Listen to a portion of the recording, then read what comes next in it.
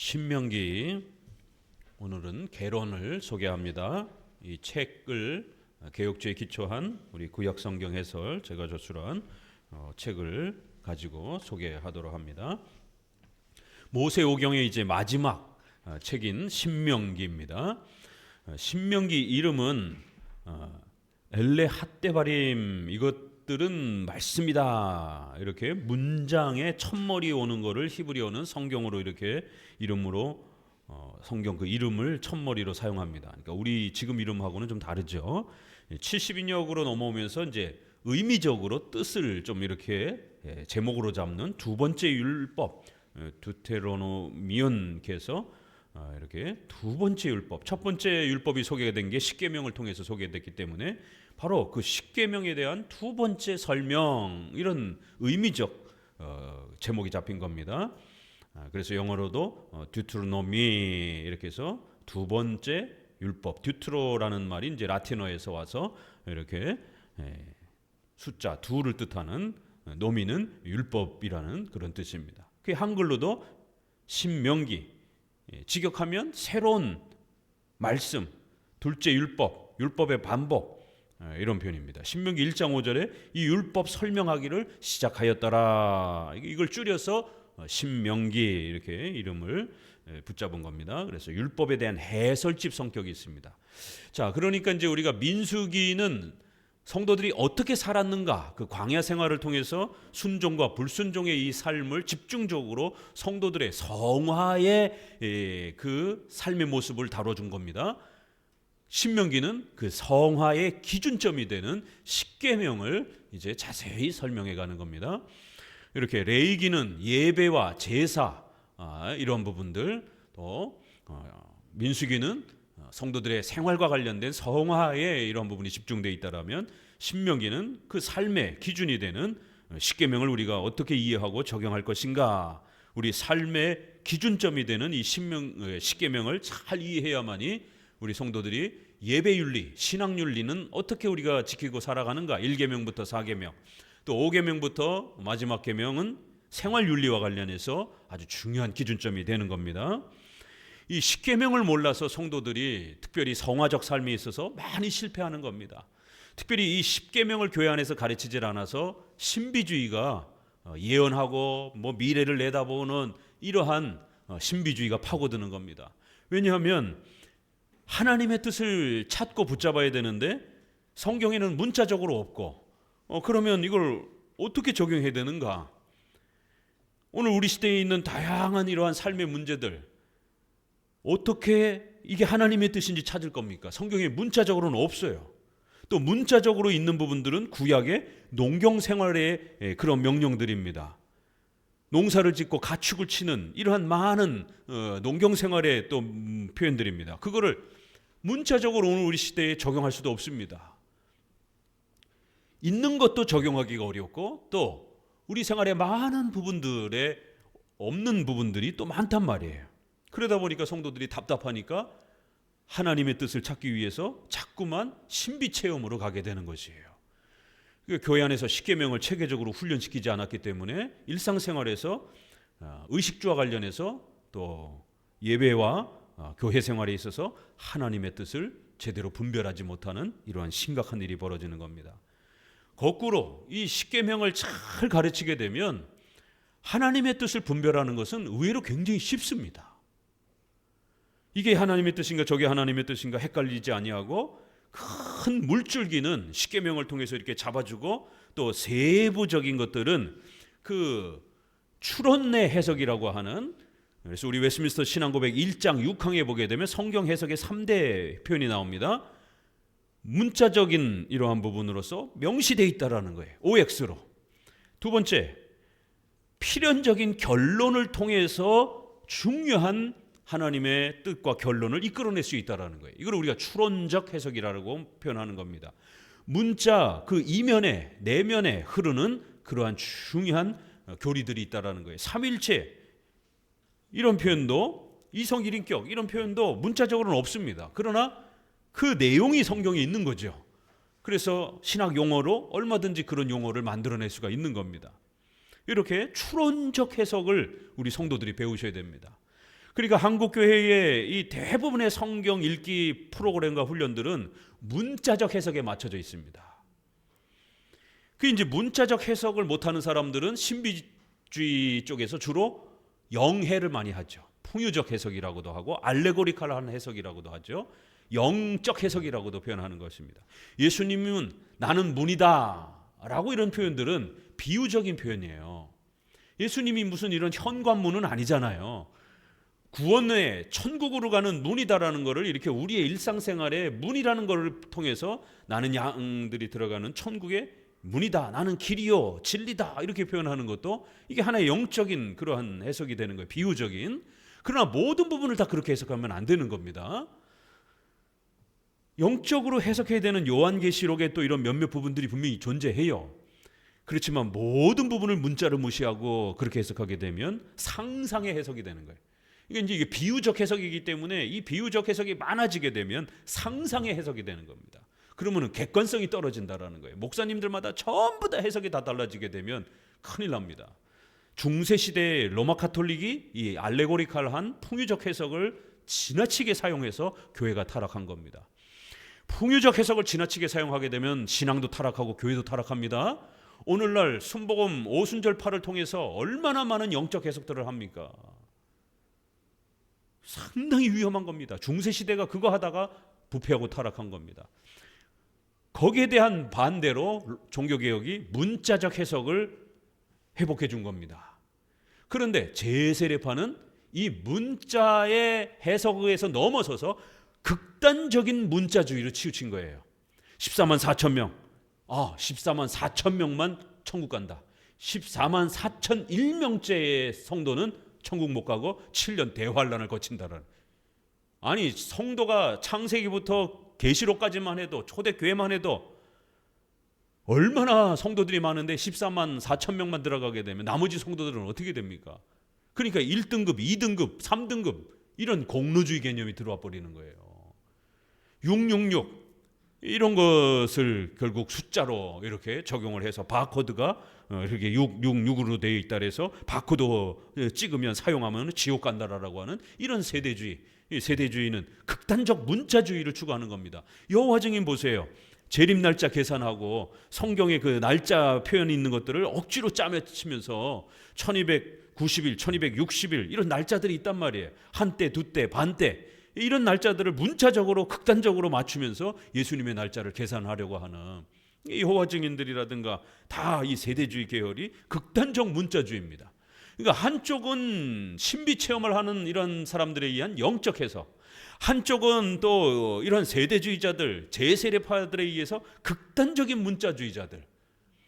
그래서 종교개혁자들은 이런 극단적 문자주의를 아주 엄히 비판을 했고 또 영적 해석을 하는 성경 한 글자 읽고 삼천포로 빠져가지고 온 동네방네로 헤매다가 결국 자기 자랑으로 끝나는 이런 목사님들의 설교, 온갖 문학 강좌처럼 이렇게 성경은 읽고 성경 본문은 설명 안 하고 온갖 사회적인 얘기, 문학 얘기 톨스토이가 이렇게 말을 했고 온갖 이런 문학 이런 표현들만 언급해 가면서 하나의 문학 강좌처럼 이렇게 소개하는 이런 해석들도 결국 설교가 타락하게 만드는 중요한 원인이 됐습니다. 영적인 해석, 그다음에 극단적 문자적 해석. 그럴 때에 우리는 웨스트민스터에서 문자적 해석 명시되어 있다라는 거예요. 구원과 관련된 우리의 필요한 모든 부분들이 명시적으로 기록되었다. 이렇게 그 다음에 필연적인 결론을 통해서 추론할 수 있다. 이렇게 되어 있습니다. 추론의 능력을 배우셔야 돼요. 건강한 문자적 해석을 통해서 문맥을 잘 살피는 훈련. 그 다음에 그 문장과 문장이 연결이 되면 하나의 의미가 잘 도출이 되기 때문에 추론적 해석을 찾는 훈련을 해야 됩니다. 그래서 건강하게 문자적 해석, 우리가 문자적 해석이라는 말을 쓸 때는 주로 문맥적 해석이라는 뜻입니다. 하나님이 세상을 이처럼 사랑하사라고 했을 때 세상을 이라는 말이 나쁜 뜻으로 쓰일 때도 있고 세상은 타락하고 악한 자로 성경에 쓰일 때가 있고 이렇게 사랑했다라고 하는 대상으로도 쓰일 수가 있어요. 여러 표현으로 이렇게 쓰입니다. 한 단어가. 그래서 이 단어가 어떤 의미로서 문맥에서 쓰여지는지를 문맥 안에서 찾아야지 단어 그 자체를 헬라어, 히브리어를 요즘에 어원 분석한다 그래가지고 구약학자, 신약학자들이 구약은 고대 근동의 언어들을 이렇게 아람어부터 시작해서 수많은 언어들을 추적하면서 어원 분석을 하는 이런 분들이 있어요. 그래서 원문은 뭐 이러면서 또 헬라어도 당대의 로마 시대에 또 이러한 로마의 기록들이라든가 이런 것들을 비교해가면서 헬라어의 이 표현은 이러면서. 그러나 우리 종교개혁자들이 원전을 가지고 성경 원전으로 돌아가자라고 외쳤던 우리 종교개혁자들은 그런 어원에 집착하지 않았습니다. 히브리어, 헬라어를 잘 연구하고 자국어도 그렇지만 히브리어, 헬라어도 인간의 언어는 반드시 그 문맥 안에서 의미가 형성이 됩니다. 그래서 같은 단어라도 어원적으로 추적해 가게 되면 우리가 100년 전에 쓰던 단어가 지금 쓰는 단어하고 의미가 많이 다릅니다. 저리로서 산 자와 죽은 자를, 그때는 그 단어가 썼는데 오늘날에는 이 단어 잘 안 씁니다. 저것으로부터 그리스도께 승천하신 저 하나님 보좌 우편으로부터 이곳으로 다시 오실 것입니다. 지시대명사예요. 예수님이 우리 눈에서 저곳으로 사라졌기 때문에 예수님의 그 인성을 눈으로 보거나 만질 수 없다라는 뜻입니다, 이게. 그런데 오늘날 예수님을 꿈에 봤다, 만졌다, 환상 속에서 예수님 만났다 이런 사람들이 얼마나 많습니까? 우리의 2000년 동안의 신앙 고백은 절대로 예수님은 그 인성은 이동해 가셨기 때문에 구름 가운데로 사라지셨다라고 말하잖아요. 저곳으로부터 저리로서 이곳으로 다시 오실 것입니다. 재림 때에 그때나 보게 될 거라는 거예요. 그전엔 예수님 볼 수 없다라는 겁니다. 눈으로 만질 수 없다라는 거예요. 그럼 그런 경험들 가짜라는 것이죠. 결론은 이렇게 또 품위 있고 적당하게 하고 질서대로 하라. 고린도전서 14장의 모든 교회의 질서는 적당하게. 이 적당하다라는 표현도 굉장히 좋은 단어입니다. 우리 한글에 적정하게 이렇게 알맞게 이런 뜻인데 오늘날에는 주로 이 단어가 어떻게 쓰이죠? 대충 해, 이렇게 적당히 해. 문화적인 어떤 현상 때문에 그 단어가 안 좋은 느낌으로 많이 변질이 됐단 말이에요. 그러니까 젊은 세대들은 적당이라는 말이 이렇게 적절하게 딱 짜임새 맞게 이런 의미를 옛날에 썼던 의미가 다 이렇게 희석됐죠. 하물며 100년만 해도 이런 차이가 나타나는데 같은 단어를 할지라도 1000년 전에 3000년 4000년 전에 이렇게 히브리어 헬라어에서 쓰던 단어가 어떤 의미로 쓰여지는지는 어원을 따질 게 아니라 문맥 아래서 살피는 겁니다. 그래서 문맥 중심의 문자적 성경 읽기 훈련을 부지런히 하셔야 됩니다.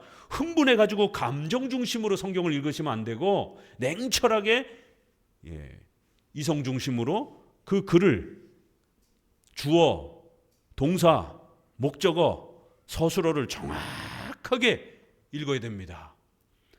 문맥을 통해서 이 문장의 뜻이 이런 것이구나 라고 이렇게 우리가 말하는 문자적 해석은 단어 하나에 집착하고 어느 한 문장에 집착하고 이러는 것이 아니라 전체 문장을 읽으면서 그 핵심 의미를 찾아내는 문맥적 해석을 말하는 겁니다. 이걸 문법적 해석이라고도 이렇게 표현합니다.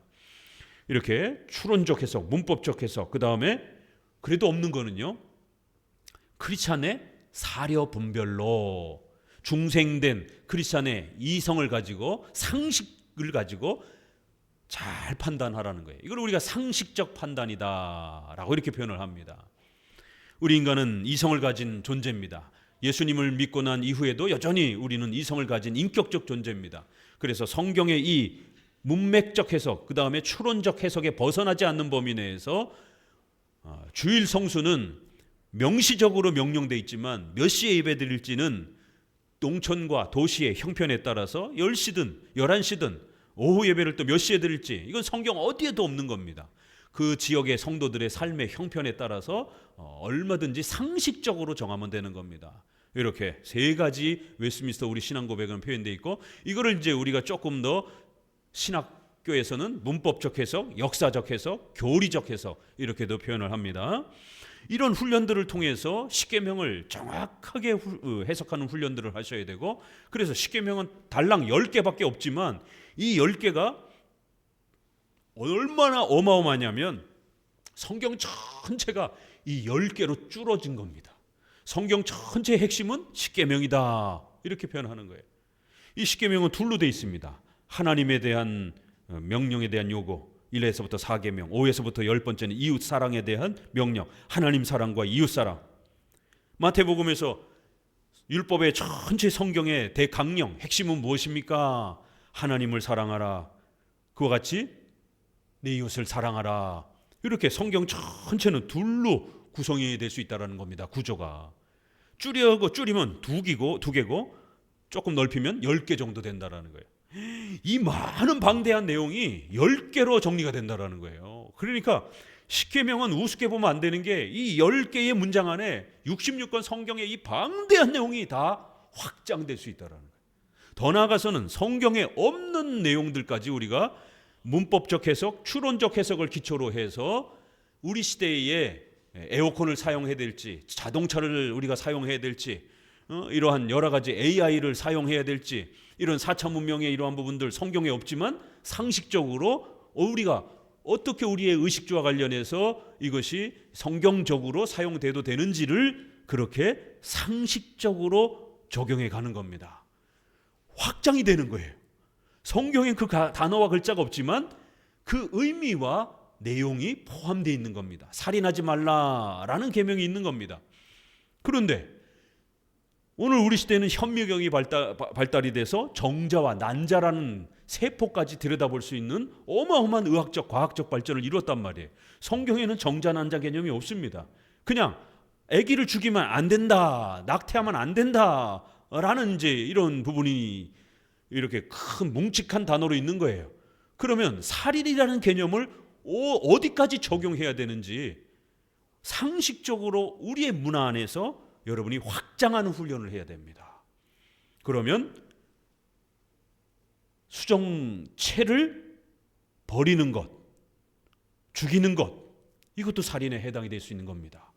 우리의 생명의 개념에서는. 그리고 인터넷에서 글로 상대방의 인신을 막 공격해서 연예인들이 죽고 자살하고 그러면 그런 인터넷 모독도 살인죄에 해당이 될 수 있는 겁니다. 성경에 댓글 험악하게 달지 말라 이런 말은 없어요. 성경에 컴퓨터도 없으니까. 그럴 때에 시기, 질투, 예수님이 마태복음에 형제를 향하여 그렇게 바보, 멍충이 이렇게 욕하는 자들도 살인에 해당이 된다. 확장을 하잖아요. 일상생활에서 농담으로 이렇게 던졌던 그 말도 칼로 사람을 죽이는 것도 원칙적으로 살인이지만 그 살인이 어디까지 확장될지를 율법주의에 갇혀있던 바리새인들은 단편적인 극단적 문자적인 몇 개만 지키면서 자기들이 완전하다라고 이렇게 자랑을 했던 겁니다. 그래서 예수님이 웃기지 말아라. 그거는 형식적으로 몇 개만 지킨 거다. 십계명에서 살인하지 말라라고 하는 것은 일상생활에서 농담으로라도 이렇게 이웃들에게 바보, 멍충이 이런 말도 살인에 해당이 된다라는 겁니다.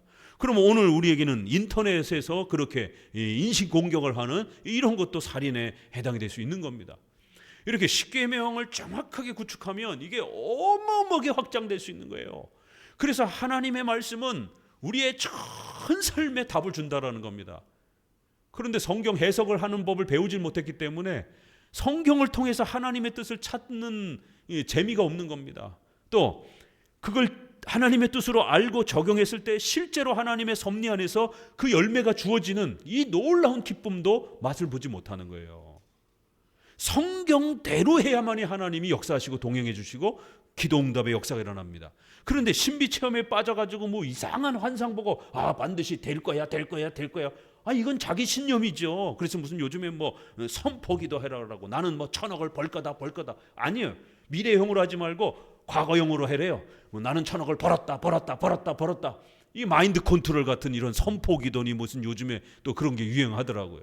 이게 다 바보 같은 오컬트를 흉내내는 과거의 그런 미신적인 물건이라든가 소리를 바라면 소원이 이루어질 것이다. 이러한 오컬트 문화입니다. 이런 것들이. 그런 게 기독교 안에 들어와 가지고 어떻게 기도해야 응답하시는가? 십계명을 봐야 되는 겁니다. 십계명이 어긋나면 절대로 응답하지 않습니다. 하나님의 뜻대로 살아야 하나님이 응답해 주시고 도와주겠다라고 말씀하신 거예요. 그렇기 때문에 여러분, 신명기는 여러분의 의식주와 관련해서 하나님의 도움을 받을 수 있는, 구체적으로 하나님의 뜻을 분별해가는 아주 중요한 성경입니다. 모세오경이 5개가 얼마나 기가 막힌 게 보세요. 창세기를 통해서는 7대 구절이 전체가 짜임새 있게 다 소개가 됐죠. 출애굽기, 이건 구약의 이신칭이 지옥에서, 죄에서 우리가 자유케 되는 이 어마어마한 구원의 원리, 그 다음에 성막을 지나면서 교회, 예배의 구성 원리, 레위기는 구체적으로 더 나아가서 이제 제사와 예배에 대한 아주 구체적인 그리스도와 관련돼서 아주 집중적으로 모형론으로서 그리스도에 대한 이러한 부분들을 펼쳐가고, 민수기는 성화에 대한 윤리론을, 그리고 이제 마지막은 그 윤리에 대한 기준점을 제시해 주는 겁니다. 이렇게 해서 모세오경은 또 성경 전체의 기초가 되는 겁니다. 그래서 선지서를 이해하기 위해서는 이 모세오경을 이해하지 못하면 선지서가 그게 뭔 뜻인지, 왜 선지자들이 이걸 야단치는지 해석할 수가 없습니다. 선지자들은 바로 이 모세오경, 십계명을 적용하고 풀어내는 겁니다.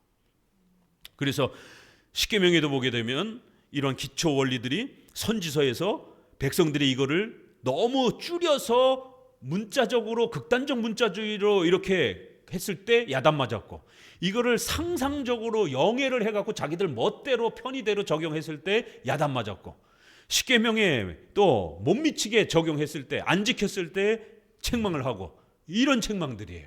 그래서 예배는 드리는데, 이사야 1장에 예배는 열심히 드리는데 하나님이 뭐라 합니까? 저들의 예배는 진절머리가 나고 더럽다라는 거예요. 누가 문을 닫아줬으면 좋겠다라는 거예요. 저들의 예배 안 받으시겠다라는 거예요. 머리끝부터 발끝까지 두들겨 맞고도 저렇게 형식적으로 예배드리러 또 성문으로 들어온다라. 아니, 열심히 예배 드리고 있는데 이렇게 책망을 받는 거예요. 그러면 왜 도대체 뭐가 예배가 잘못된 거지? 도대체 어느 부분에서 실수한 거지? 이스라엘 백성들이 살펴봐야 되는 겁니다. 이렇게 신명기는 십계명을 기본으로 해서 성경을 해석하는 아주 놀라운 이 구체적인 성경 해석법들을 우리에게 가르치기 때문에, 특별히 우리 장로교회의 문법적 해석, 역사적 해석, 교리적 해석이라고 하는 이 3가지 틀, 우리 신조에서는 문자적 해석, 추론적 해석, 양심적 해석, 이런 또 3개의 표현으로도 표현되는 이 십계명을 잘 해석해서 우리의 삶의 기준으로 우리가 어떻게 삼을 것인가. 그래서 성경 전체를 10개로 본문마다, 여러분 성경을 읽으실 때마다 머릿속에 십계명을 박아놓고 이 본문은 십계명이 어디에 해당이 될까, 이걸 고민하면서 성경을 읽는 훈련을 하셔야 돼요. 왜요? 성경 전체는 십계명에 요약되어 있으니까. 그 십계명의 기준이 없으면 이 성경을 해석할 때 도대체 이 본문이 뭘 가르치는 건가. 지난번에 47장에 애굽의 토지법이라든가 이런 거, 아니 우리가 뭐 애굽에 사는 것도 아니고 농사를 짓는 것도 아니고 그걸 여러분의 삶에 어떻게 적용할 겁니까? 이번에 48장 이제 창세기 소개되는 건 더 헷갈려요. 에브라임과 므낫세를 축복해 주는 거. 그러면 우리가 에브라임이에요? 므낫세도 아니잖아요. 그럼 왜 동생인 므낫세를 왜 장자처럼 취급합니까? 이건 뭘 어떻게 적용할 거예요? 우리 저기 아이들 셋이 있는데, 그러면 첫째가 있지만 부모가 둘째를 더 사랑해라, 이런 뜻이에요? 얼토당토한 해석이잖아. 이런 거는 문자적으로 해석하면 큰일 납니다. 이걸 어떻게 문자적으로 해석할 것인가. 그렇다고 문자를 버릴 수도 없는 겁니다. 분명히 동생을 장자처럼 취급하는 그 명령입니다. 나도 안다, 내 배로 돌아라, 내가 내 마음대로 축복할 거다. 그러면서 요셉의 2 아들인 에브라임과 므낫세를 동생을 축복해주는 이런 장면. 아니 그럼 또 이거 시기 질투를 또 만들어내는 겁니까? 또 이거 괜히 형제간에 불화 만들게? 어떻게 해석할 겁니까? 이 성경의 십계명을 고민하면서 도대체 이 본문은 십계명에 어디에 해당이 될까? 이렇게 고민하면서 줄이는 훈련을 하셔야 돼요. 성경에 이렇게 쫙 흩어져 있는 본문들이 도대체 이게 십계명에 어디에 해당이 되는 내용일까? 모여져야 결론적 교리적 내용이 형성이 되는 겁니다. 그 본문이 가르치는 중요한 교리적 결론이 나와야 그걸 가지고 적용할 수 있는 거예요. 그걸 단편적으로 문자로 적용했다가는 형제지간에 동생을 더 사랑해라 뭐 이런 동생한테 돈 더 많이 물려줘라 이렇게 적용하면 큰일 나는 거니까 어떤 결론이 나와야 되잖아요. 그 결론을 도출하기 위해서는 십계명이라고 하는 결론으로 돌아와야 되는 겁니다. 왜요? 십계명은 온 세상에 영원토록 지키는 도덕법, 기준법이기 때문에 그런 겁니다. 구약에는 솔로몬이 1000명이나 되는 부인이 있습니다. 아브라함도 부인이 많습니다. 구약의 족장들도 부인이 많습니다. 그거 가지고 벌 받지는 않았어요. 그러면 일부 다처제를 우리가 해도 됩니까? 분명히 성경에 부인을 많이 두고 축복받았다 이런 장면들이 있단 말이에요. 그러나 십계명에는 간음하지 말라. 십계명의 기본 원칙은 일부일처예요. 신약도 일부일처, 구약도 일부일처. 그럼 왜 어떤 경우는 부인을 그렇게 많이 허락해 주셨는가? 그건 어떤 특수한 임시적 그런 성격이 있는 겁니다. 이렇게 어떤 본문에 야곱의 부인이 4명씩이나 되는 이 본문을 읽고 나서도 부인을 4명씩이나 둬도 되는구나. 이게 몰몬교의 해석인 겁니다. 그래서 일부 다처를 지금 여전히 주장하고 또 구약 성경을 사용하는 이슬람도 역시 일부 다처를 주장을 하잖아요. 구약에 부인을 여럿이 두는 게 하나님이 축복해 주신 결과다 이런 식으로 주장을 하는 겁니다. 문자적으로. 그렇지만 그건 특수한 이유가 있는 거예요. 구약에서도 일부일처, 십계명의 기본 원리는 일부일처인 겁니다. 그러면 십계명을 기준으로 해서 일부일처인데 왜 부인을 이렇게 많이 허락해 주셨는가? 그런 어떤 임시적 이유가 있는 겁니다. 그러나 항구적인 생활의 삶의 기준은 일부일처로 항상 지켜가야 되는 겁니다. 이렇게 줄이는 훈련, 성경에 흩어져 있는 많은 내용들을 줄이는 훈련을 하셔야 됩니다. 자, 그 다음에 추론 해석을 훈련해가지고 또 상식적, 양심적 적용 해석 훈련을 통해가지고 십계명을 기본으로 해서 이 십계명이 우리 현대화된 문명에 어디까지 적용될 수 있는가를 쫙 확대하는 훈련을 하셔야 돼요.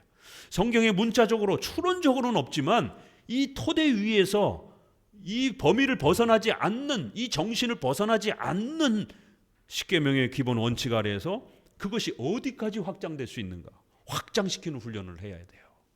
그래서 할 때 이제 많이 실수들을 하죠. 그래서 연습해야 되고 또 목회자에게 점검 받아야 되고, 목회자들도 실수할 수 있기 때문에 노회, 총회를 통해서 서로 토론하고 또 선배들에게, 신학자들에게 또 점검을 받고 이러면서 훈련을 하는 겁니다. 왜요? 상식적 해석은 어려운 거기 때문에. 상식이라고 하는 의미가 사람마다 생각이 다 다를 수가 있잖아요. 교회마다 또 형편이 다르고 이러기 때문에 확대하는 훈련. 그러니까 우리가 이런 배아 복제 실험이라든가 수정체를 실험하는 거라든가 이런 거는 성경에 없어요. 그렇지만 6계명을 기준으로 해서 확장을 해가는 겁니다. 의료와 과학의 발전 아래에서 확장을 시켜가는 거예요. 그러면 부부지간에 그 인공수정 이렇게 주사를 통해서 그 배란을 돕는, 그리고 체외 수정 형태의 그 자궁이 약해서 수정을 못하는 이런 경우라면 난자와 정자를 채취해서 그 부인에게 착상을 시켜준다든가, 그 당사자들의 정자 낭자를 사용해서 이렇게 임신을 돕는 이런 의료적 보조 시술들은 가능한 겁니다. 왜? 당사자들의 정자 난자니까. 자, 그렇지만 정자 기증은 어떻게 할 거예요? 그러면 난자 기증은 어떻게 할 겁니까? 이거 상당히 심각한 윤리적 문제가 되는 겁니다. 이 간음 7계명의 일부 일처, 본 남편과 본 부인의 정자와 난자, 한 여자와 한 남자 이렇게 됐는데 분명히 몸을 섞으면 간음이 되는 거예요. 근데 정자와 난자가 섞이게 되면 이것도 간음인가? 법원에서 요즘에 인터넷으로 이렇게 뭐예요? 그 채팅방 같은데 이렇게 빠져가지고 남편과 부인들이 거기에 빠져갖고 막 이렇게 살고 이런 분들 있잖아요. 그랬을 때 이게 이혼 사유가 되는가? 성관계는 안 했지만 정서적 유대관계가 그런 채팅 문화를 통해 갖고 어떤 특정한 사람과 굉장히 이렇게 친밀하게 정서적 교감을 나누면 이거 여러분 간음이에요, 아니에요? 현대 법원에서는 간음에 적용해서 신의 상식을 어긴 부부 사이의 신뢰관계를 깨뜨린 이혼 사유로 점점 더 적극적으로 해석해주는 추세에 있습니다.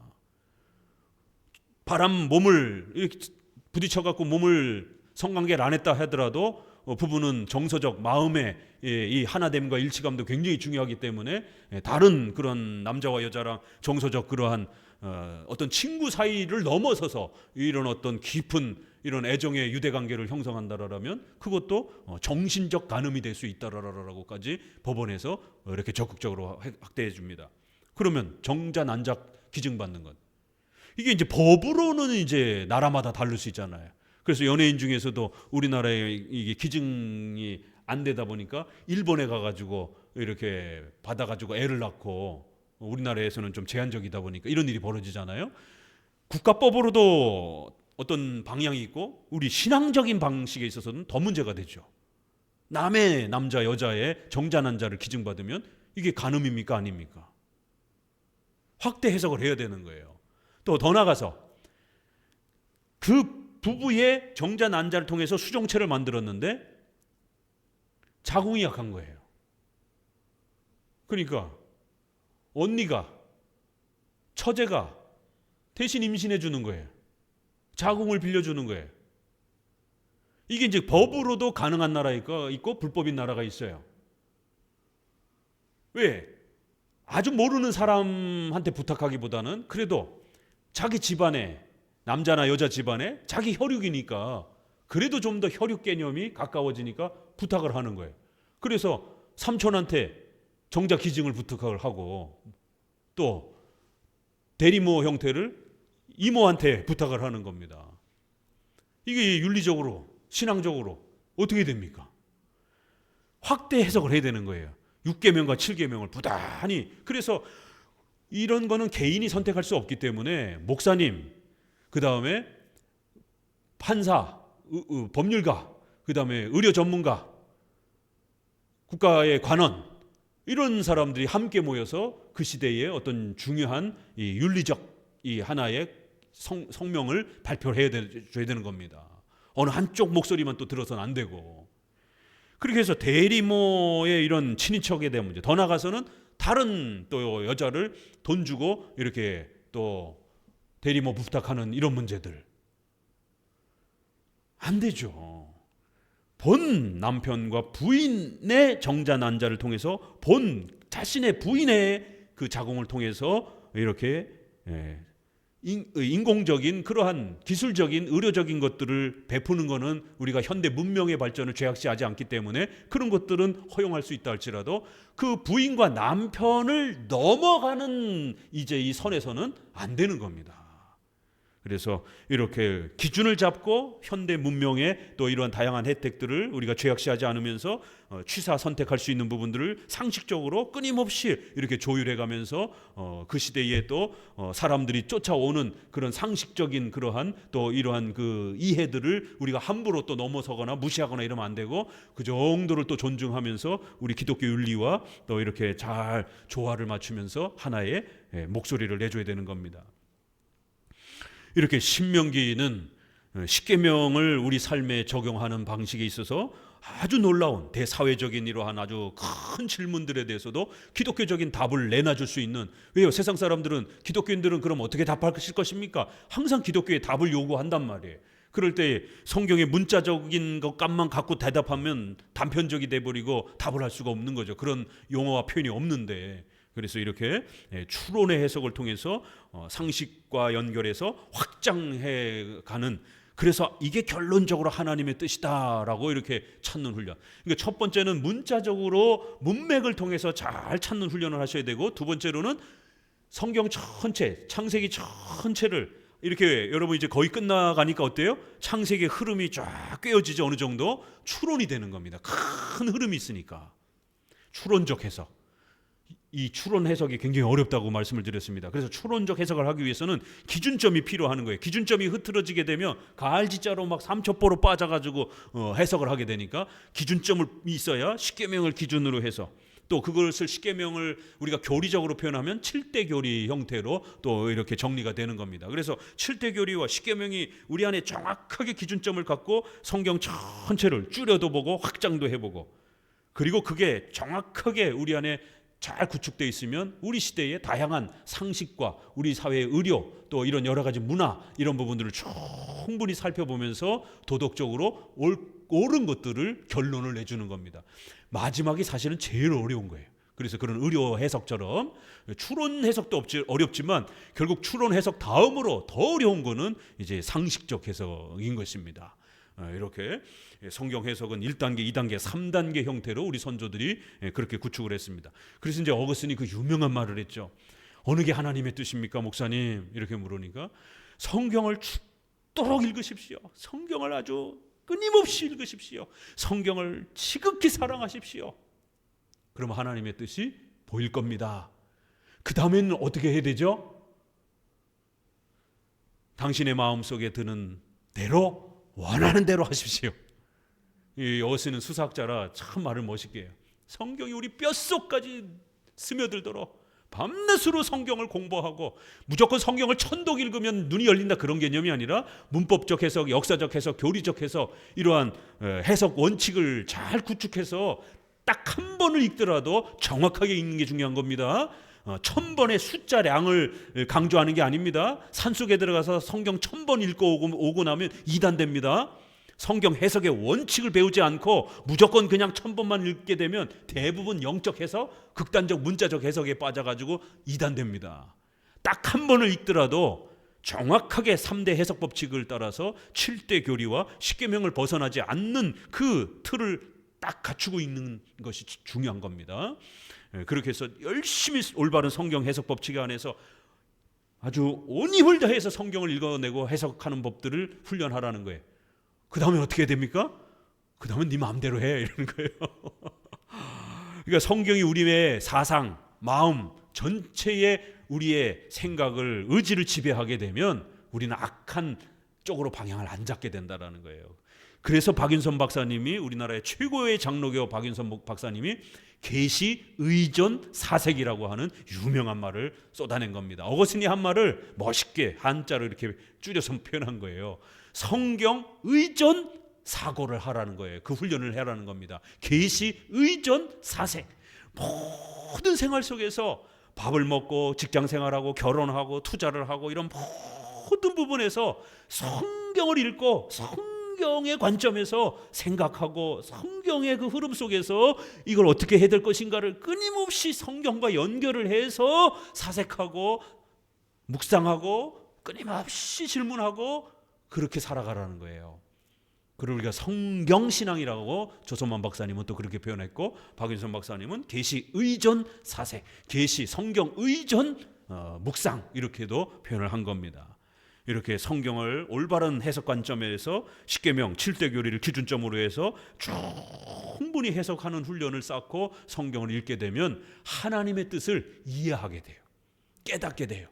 그러면 여러분이 뭔가 의식주와 관련해서 삶을 살아갈 때 하나님, 성경이 문자적으로도 없고 추론적으로도 해석이 잘 안 되고, 그런데 이 일을 해야 될 때 이게 하나님의 뜻입니까 아닙니까? 여러분, 이사를 해야 되는데 최근에도 우리 이사하는 성도들을 제가 상담하면서 같이 의논을 해주고 이랬습니다. 그러면 여기서 여기로 이사 가는 게 성경에 어디 있어요? 그것도 또 한 개개인과 관련해서 김집사 이사 가는 게 성경에 어디 있어요? 큰 원칙은 있습니다. 주거에 대한 이야기들이 성경에 나와요. 8계명과 관련해서 우리의 그런 주거에 대한 큰 원칙이 나옵니다. 그랬을 때 그걸 가지고 이제 확장을 하는 거죠. 개개인에게. 그래서 목회자는 그 기준점을 가지고 그 개인 성도의 형편과 재정 형편을 충분히 상식적으로 살펴주고, 어떤 이유 때문에 집으로 옮기려고 하는 것인지, 과도한 욕심을 확장하려고 이사를 하는 것인지, 아니면 교회 근처로 좀 더 이렇게 교회당 근처로 좀 더 가까워지고 싶어서 그래서 좀 예배 시간을 좀 더 줄이려고, 예배 시간이 거리가 멀어지게 되면 아무래도 교회 출석하는 데 어려움을 겪으니까, 그런 방향과 마음은 굉장히 좋은 겁니다. 옳은 겁니다. 그래서 수요예배라도 한 번 더 참석하고 싶은 이런 마음들은 굉장히 성경적이고 건강한 거예요. 그런 목적에서 이사를 하려고 또 어떤 방향성을 잡고 그랬을 때 그러면은 지역 형편에 맞게 애들 교육 또 형편도 따져야 되고 직장 거리도 따져야 되고 이렇게 충분히 상식적으로 살피면서 이 정도가 좋겠습니다. 이게 하나님의 뜻입니다라고 하는 결론이 나오는 겁니다.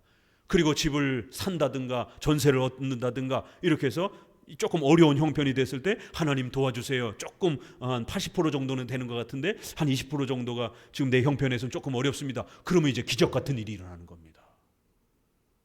하나님이 도와주셔서 그 절박한 또 어려웠던 그 이사 상황이 벌어지는 것입니다. 열매가 맺어지는 것이에요. 얼마나 놀라우냐면 우리 성도 중에 최근에 그렇게 이사 상담을 하고 그러는데 수요일 날 같이 상담을 하면서 이렇게 이사가 답보 상태죠. 왜 우리가 계약을 하다 보면 막 이게 자칫 막 꼬일 때가 있잖아요. 순서가. 그러다 보면 자칫 잘못하면 계약금이 이렇게 놓칠 수도 있고 상당히 위험에 처할 수도 있고 잘못 날짜가 안 맞으면은 컨테이너에다가 짐 갖다 놓고 저기 뭐에 찜질방 가서 잠을 며칠 자야 되는 이러한 길바닥에 나앉아야 될 때도 이렇게 가끔 발생하기도 하고 이게 전세라든가 이런 게 다 이렇게 착착착착 이렇게 서로가 순서대로 맞아 돌아가야 되기 때문에 이게 난감해진 어떤 어려움을 겪으면서 전화가 와서 기도해 달라고 그러면서 같이 의논하고 그래서 목회자가 이런 쪽으로 갑시다 그러면 지금 가시려고 이사하려고 하는 방향은 이렇게 올바른 목적과 생각과 의도 속에서 결정하신 거니까 그건 옳은 것입니다. 하나님이 도와줄 겁니다. 어떻게 해보시겠습니까? 네, 목사님 해보겠습니다. 근데 놀라운 건요, 일주일도 아니고 한 달도 아니고 다음날 해결이 됐어요. 그래서 너무 기쁘셔가지고 목사님 정말 그렇게 상담하고 하나님의 뜻을 찾고 결단하고 이렇게 나아갔더니 그 다음날 해결됐어요. 이러는 거예요. 감사합니다. 이런 일들이 정말 우리는 신비주의는 아니지만 신비로운 하나님의 섭리의 이런 시시때때로의 어마어마한 도우심이 십계명대로 신명기의 원리대로 성경의 원리대로 정확하게 방향을 잡고 길을 걸어가면 하나님이 왜 안 도와주시겠어요? 하나님이 무슨 뭐 말썽꾸러기 장난치시는 겁니까? 우리 주사위처럼 우리를 말로 던져놓고 어디 좀 보자 놀아보자 이런 거 그런 게 아니잖아요. 하나님 우리 아버지가 되시기 때문에 주기도문에 있는 것처럼 우리를 일용할 양식을 채워주시고 우리를 보호하시고 지켜주시겠다라고 끊임없이 약속을 하고 있는데 왜 안 도와주시겠어요? 우리가 성경대로 안 하니까 안 도와주는 거예요. 그래서 이 신명기 한 100번 읽으시고 이렇게 성경 해석을 정확하게 잡으면 일단 급한 대로 십계명의 요약본인 이 신명기라도 한 100번 읽고 성경 해석의 이러한 틀을 딱 갖추면 여러분 특별히 의식주와 관련해서 결혼, 투자, 또 이사, 자녀 교육 이런 일상과 관련돼서 항상 우리가 헷갈리는 게 주로 그런 의식주 관련된 부분이잖아요. 이 신앙 예배 이런 쪽에는 거의 굵직한 게 이렇게 정해져 있기 때문에 그런 거에는 뭐 이게 하나님의 뜻이냐 아니냐 뭐 거의 정해져 있기 때문에 그런 부분은 잘 안 헷갈려요. 근데 주로 의식주와 관련해서 굉장히 많이 헷갈린단 말이에요. 그때마다 목사님한테 물어가가지고 목사님 이거 어떻게 되지? 이거 어떻게 되죠? 그러면은 목사님 그거 일일이 다 답변해 줄 수도 없고 본인들이 이제 배워가면서 본인들이 답을 찾아가야 되죠. 그런 놀라운 열매를 이 신명기를 통해서 얻을 수 있습니다. 읽고 싶죠? 자, 기대하면서 또 가봅니다. 이제 주제 언약의 갱신 및 내용들 십계명 해설. 너희는 언약의 백성이다. 언약의 내용들 십계명. 요게 5장에서부터 26장까지 3분의 2가 여기에 차지가 돼요. 그 다음에 이제 끝부분에 언약에 대한 순종과 불순종에 대한 또 축복과 책망 이렇게 내용이 나옵니다. 자, 구체적 내용은 신명기는 예수님의 광야 생활에서 3번 시험 당하실 때 모두 신명기 말씀으로 마귀를 물리치신 중요한 내용을 담고 있을 뿐만 아니라 책 제목처럼 새로운 계명, 즉 십계명에 대한 반복과 해설을 제시하면서도 모세오경에 대한 결론적인 의미를 담고 있습니다. 예수님이 마귀를 물리칠 때 그때도 신명기 갖고 사용하셨어요. 3번 다. 그만큼 신명기는 비중이 있는 겁니다. 신명기는 십계명을 통해서 성도들의 삶에 대한 하나님의 뜻을 소개하여 경건 생활을 발전시키려는 의도를 가지고 있기에 교리적으로 기독교 윤리, 성화론에 해당되기도 합니다. 이런 중요성 때문에 개혁주의는 기독교 교리문답에 십계명을 배치하여 기독교 윤리의 기준으로 삼아 가르쳤습니다. 이와 같이 신명기는 광야 생활 중에 태어난 2세들에게 언약의 축복과 하나님의 말씀을 재확인하여 가르치기 위한 목적으로 십계명과 규례들, 레인들의 율법, 제사법을 소개합니다. 신명기의 율법 강조는 단순히 레위기의 율법들을 반복한 것이 아닙니다. 조금 차이가 있어요. 레위기가 레인을 중심으로 주로 제사 방법, 예배 이런 관련된 내용을 소개했다라면 신명기는 제사 방법에 관련된 율법에 대한 이 설명뿐만 아니라 십계명을 중심으로 성도들의 삶에 관련된 율법의 규범들을 더 많이 이렇게 확대 설명해주는 그런 특징이 있습니다. 그래서 율법을 적용하는 구체적인 신뢰도 훨씬 많습니다. 신명기가 또 십계명을 이렇게 설교체로 기록하여 가지고 아주 생동감도 역동성도 신명기가 훨씬 더 아주 그런 풍성함이 있습니다. 이 카일 영과 같은 이런 보수적 박윤선 이런 또 분들은 같이 읽어봅니다. 언약의 계시 및 언약의 율법 중 가장 해설이요 강조이며 율법과 그 성취의 영적 원리에 대하여 탁월하며 교회적, 법적, 정치, 사회적 조직이 한층 더 발달한 것, 곧 가나안 땅에서의 백성의 생활과 복지에 대한 항구적인 기초로서 의도된 것이다. 이렇게 성경 전체의 핵심 십계명에 대한 그런 해설 성격을 갖고 있다라는 거예요. 특히 신명기의 십계명 해설과 적용은 구약적 배경에서 소개되고 있기 때문에 구약의 제사의식법과 사회정치법 등을 주의해야 하며 율법적 특징을 가지고 있기 때문에 율법의 용도에 대한 개혁주의의 율법의 1용도 정제기능, 2용도 억제기능, 3용도 성화의 규범의 이러한 율법의 용도에 대한 이해가 있어야 됩니다. 신명기의 십계명 해설과 적용은 구약의 의식법 또 율법이 형식으로는 이렇게 의식법, 정치법, 도덕법의 형식으로 기록이 돼 있어요. 기록 형식에는 레위기의 제사, 의식, 성전, 성막 이런 의식법들 있잖아요. 이거 오늘날 적용하면 큰일 납니다. 예수님이 오심으로 인해서 다 폐지됐어요. 그 의미만 남아있는 겁니다. 또 손을 잘라라, 돌을 때려 죽여라. 우리 지난주에도 읽었잖아요. 안식일을 범하는 자들 죽이라는 거예요. 요즘 적용하면 그러면 주일 어기는 자들 바로바로 다 죽여야 돼요? 이런 큰일 나죠. 그렇지만 구약에서는 안식일에 일하고 노동하고 이런 자들은 다 죽였습니다. 이건 어떻게 적용할 건가? 그 시대는 국가와 교회가 일치된 재정일치 사회였기 때문에 주일을 안식일을 어기면 죽이는 거예요. 사회적 형벌법이 작동이 됐던 겁니다. 그래서 이런 성경의 기록 형식에 있어서 그 시대에는 역사적 차이가 있는 겁니다. 그래서 우리가 역사적 해석이라고도 하는 거예요. 예수님 오시기 전과 후는 차이가 있는 겁니다. 그래서 예수님이 오시기 전에는 성전 제사를 통해서 예수님을 가르치기도 했고 또 십계명의 이러한 우리의 삶의 태도들을 손을 잘라라 죽이라 이런 형태로 아주 무섭게 아주 강경한 형태로 규범을 가르치기도 했던 겁니다.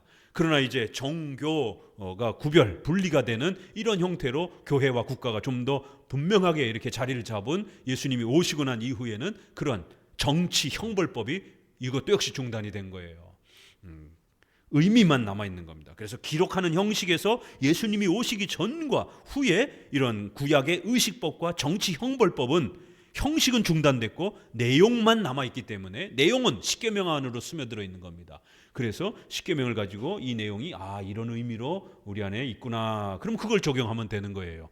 외적인 형식을 적용하면 큰일 납니다. 그러면 극단적 문자주의가 되는 겁니다. 그리고 이거를 이제 우리의 삶의 용도로 신앙 용도로 십계명과 율법을 사용할 때에 용도와 사용적 측면에서 십계명은 우리 죄를 지적해서 우리가 회개하지 아니하면 지옥 간다라고 하는 이런 무시무시한 정죄, 그래서 우리를 예수님께로 인도하는 몽학 선생, 이러한 초등교사와 같은 성경은 우리의 죄를 지적하는 기능이 있는 겁니다. 정죄 기능. 또 살인하지 말라, 간음하지 말라. 이거 불신자들의 마음속에도 양심에 스며들어 있잖아요. 그래서 하나님은 불신자들의 마음속에도 이러한 도덕적 기준을 십계명을 일부분 그들의 양심에 집어넣어 주셔서 인간이 더 악해지거나 짐승이 되지 않도록 억제하시는 거예요. 왠지 닭은 잡아서 후라이드 치킨을 해 먹어도 전혀 양심의 가책을 안 느껴요. 그렇죠? 그런데 사람 잡아가지고 후라이드 해 먹으면 양심의 가책이 느껴가지고 사람 못 삽니다. 살인을 했다라는 도덕적 양심 때문에 자살을 하고 사람이 미쳐버립니다. 왜 사람은 죽이면 안 되는가? 진화론에서 원숭이라며, 원숭이가 진화되었다며. 아니 그럼 아프리카 사람들 원숭이 잡아가지고 단백질 많이 먹잖아요. 근데 왜 사람은 잡아먹지 않습니까? 이게 사람의 양심에 도덕적 억제가 되는 거예요. 죄에 대한 억제 기능이 있는 겁니다. 양심을 통해서 십계명이 우리 안에 살인하지 말라라고 하는 억제 기능을 해주는 거예요. 그렇지 않았으면 온 인류는 멸망했을 겁니다. 서로 죽이고 파괴하면서. 양심의 기능이 있다라는 거예요. 억제 기능. 세 번째는 신자로서 예수님을 믿고 난 이후에 우리가 십계명을 지키는 것은 구원의 조건은 아니에요. 구원의 조건은 예수님을 믿는 거기 때문에 예수님을 믿고 나서 생활의 기준, 성화의 열매를 맺기 위한 그런 목적으로 그렇게 세 번째 또 율법의 쓰임새가 있다라는 겁니다. 그래서 십계명은 세 가지 쓰임새가 통상적으로 용도와 관련해서 세 가지 용도가 있고 또 기록 형식과 관련해서 의식법, 정치법, 도덕법이 있기 때문에 십계명 해석이 만만치 않습니다. 그래서 구약에 의식적, 정치, 형벌적인 그런 옷이 입혀져 있어요. 그래서 그 옷을 잘 걷어내야 됩니다. 구약 읽기가 왜 그렇게 어려웠냐면 오늘날 지켜서는 안 되는, 따라해서는 안 되는 그런 내용들, 홍해 바다를 막 건너고 아말렉 족속을 다 죽이고 시내산에서 그렇게 금송아지 만들고 이런 거에 가족들이 우상숭배에 참여했을 때 레이지파들이 칼 빼들고 모세가 지금부터 우상숭배 금송아지 만드는 거에 참여했던 자들 찾아갖고 다 죽여라, 가족들이라도. 그 레인들이 앞장서가지고 자기 친인척들을 죽이는 겁니다. 우상숭배했다고. 그래서 하나님의 진노가 중단이 되고. 이런 거는 오늘날 우리가 함부로 적용하면 큰일 나는 겁니다. 구약의 전쟁명령, 살인명령 이런 부분들은 특수명령들인 겁니다. 그래서 구약 읽기가 굉장히 어려운 거예요. 신약은 좀 쉬운데 구약은 쩔쩔매는 겁니다. 그래서 목회자들도 구약 설교를 잘 안 하려고 그러는 겁니다. 구약을 그렇게 잘못 적용했다가 여호와 증인들이 피채 먹지 말라, 구약에. 그래서 순댓국 이런 음식도 안 먹고 수혈도 거부하잖아요. 그러니까 구약 성경을 잘못 읽고 의식법, 정치법을 문자 그대로 적용하게 되면 폐륜이 됩니다. 폐륜. 가정이 붕괴가 돼요. 자식이 죽어가는데도 여호와 증인들 면허증에다가 절대 수혈 금지 이렇게. 왜? 남의 피가 내 몸으로 들어오는 거 안 된다라는 거예요. 성경에 창세기 9장에 피채 먹지 말라 이 명령이 있잖아요. 피에 생명이 있느니라. 그게 무슨 의미로 그 성경에 기록됐는지를 문맥을 읽어내질 않는 거예요. 결론적인 교리의 결론이 무엇인지, 그 피를 못 먹게 하는 이유가 무엇인, 교리가 무엇인지를 찾아내야 되는데, 그건 바로 생명 존중이라는 개념, 기본 개념도 있지만 더 나아가서는 혈육에 대한 혈통의 개념, 바로 장차 올 예수 그리스도가 이스라엘의 자손을 통해서 오시기 때문에 그 자손이 중단되지 않도록 함부로 사륙에 이러한 부분들이 일어나지 않도록 구약은 아주 엄격하게 이 피에 대한 강력한 제재를 가했던 겁니다. 그리고 그 피를 통해서 희생 제사를 드리고 그 피를 흘려서 우리 대신 어린 양이 피를 흘렸다라고 하는, 끊임없이 피 흘림이 우리 대신 희생됐다라고 하는, 죄값을 치른다라고 하는 이러한 성경의 독특한 그 피의 문화가 있단 말이에요. 이게 일반 문화에서 사용하는 피하고는 또 달라요. 그렇죠? 성경에서만 사용하는 아주 독특한 피를 강조하고 중요하게 여기는 그 피 문화, 그건 바로 장차 올 예수 그리스도의 피 흘림과 그 십자가의 대속적 희생을 가르치려고 하는 것이지, 순댓국, 선지국 먹지 말라라고 하는 생활 윤리 규범이 아니란 말이에요. 그런데 세상에 자식이 죽어나가는데도 그렇게 수혈을 금지하고, 군대 안 가고 세계 유일의 분단 국가에서 그래 젊은 청춘들을 갖다가 감옥에다가 그렇게 빨간 줄 가게 만들고, 그래서 일반 공직과 이런 훌륭한 회사들 못 들어가게 만들고, 얼마나 폐륜적입니까? 이게 아주 한 사람의 가정을 다 망쳐버리는. 그러니까 이렇게 성경 해석이 건강하냐 건강하지 않느냐에 따라서, 여러분이 어떤 교회를 다니느냐에 따라서, 어떤 교파의 신앙을 추구하느냐에 따라서, 왜요? 천주교 신앙도 있고 성공회, 루터교, 장로교, 감리교 수두룩하잖아요. 이단 아닌 그런 기독교가 안에서도. 그런데 천주교 신앙을 했다가는 어떻게 돼요? 절대 이혼 금지. 사별이건 어떤 간에 평생의 일부일처라는 거예요. 이건 또 이렇게 일부일처까지는 좋은데 그걸 극단적으로 또 적용을 해버리는 거예요. 그래갖고 평생 혼자 살아야 돼요. 사별하고 말. 이런 일이 벌어지는 겁니다. 그러니까 가톨릭의 이러한 또 가정과 관련된 결혼 아주 폭력적인 그러한 아이와 아내가 남편이 죽고 나서 우리 조선 우리 동양 문화에 그걸 뭐라 그래요? 남편 죽으면 같이 무덤에 묻어버리는 거. 뭐 그런 장례가 있잖아요. 아주 폐륜적인 그런 식밖에 더 됩니까 진짜? 남편이 죽었다고 여성 평생 혼자서 그렇게 고대에서 이런 직업과 이런 부분들도 생계도 제대로 여성 인권이 확보되지 않은 그런 고대 사회에서 여자 혼자 애 키우면서 살아라는 게, 그러니까 과부와 고아를 도와주라는 성경의 명령이 그렇게 많은 겁니다. 그런데 우리는 재혼, 장로교는 벌써 모세의 이혼 증서를 언급하기 시작하면서 여성들이 생명이 위협되지 않도록 재혼이 성경적이다라는 것을 열어준 겁니다. 얼마나 장로교 해석이 놀랍습니까? 그래서 루터는 수녀랑 결혼을 했고 칼빈은 과부와 결혼을 한 겁니다. 본을 보여주기 위해서. 결혼은 더러운 게 아니다라는 거, 재혼은 더러운 게 아니다라는 걸 보여주기 위해서. 그리고 성은 더러운 게 아니다라는 걸 보여주기 위해서. 왜요? 가톨릭에는 교회력이 무지무지하게 많아가지고 그 교회력 때 성관계를 하면 안 돼요. 아무리 부부를 할지라도. 근데 매일 거의 이틀에 걸쳐서 교회력이 있어요.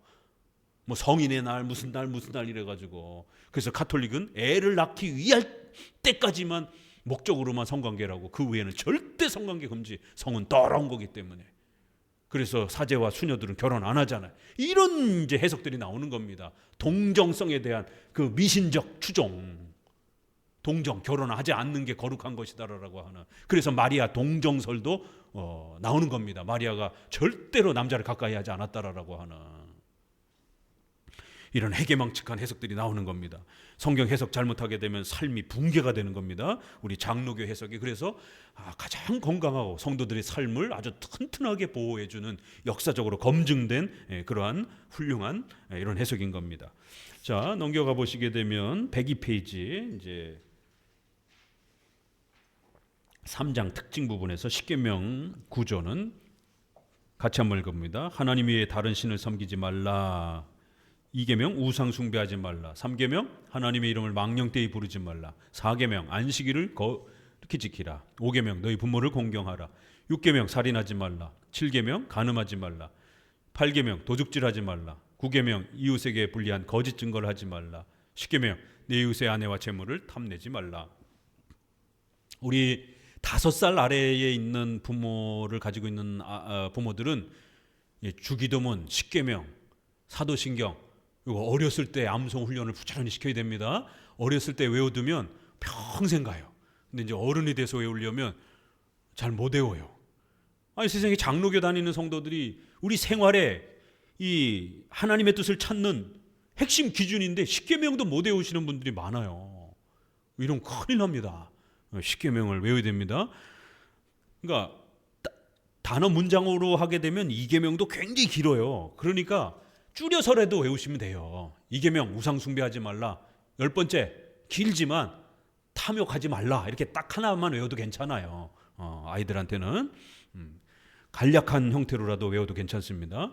십계명기는 십계명의 해설이기 때문에 십계명에 대한 구조와 성격을 잘 이해하는 것이 중요합니다. 칼빈은 모세오경 중에서 창세기를 제외한 4개를 십계명의 구조로 정리한 후 주경을 하였습니다.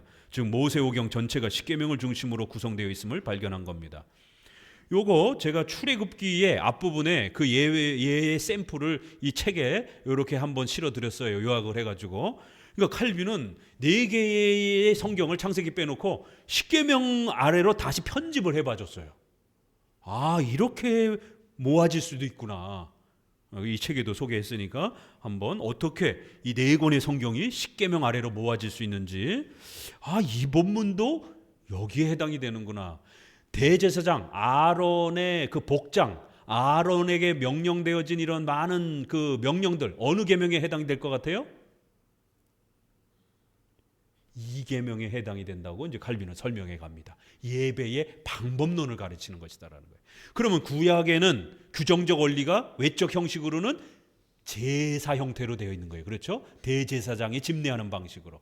그러나 오늘날에는 제사장이 없으니까, 성전이 없으니까 오늘날의 규정 원리는 목사와 장로를 세우고 우리 강해설교, 성찬 형태로 신약적 예배의 규정 원리가 형성되면 되는 겁니다. 예배의 규정 원리, 성경이 명령한 예배를 지켜야 된다라고 하는 규정 원리는 똑같아요. 다만 외적 형식이 구약에는 제사 방식이고 신약은 좀 더 간략한 형태로 줄어든 형태가 되는 겁니다. 기본 원리는 성경이 명령하는 것을 우리가 예배 요소로 지켜간다라는 예배의 규정 원리는 동일한 겁니다.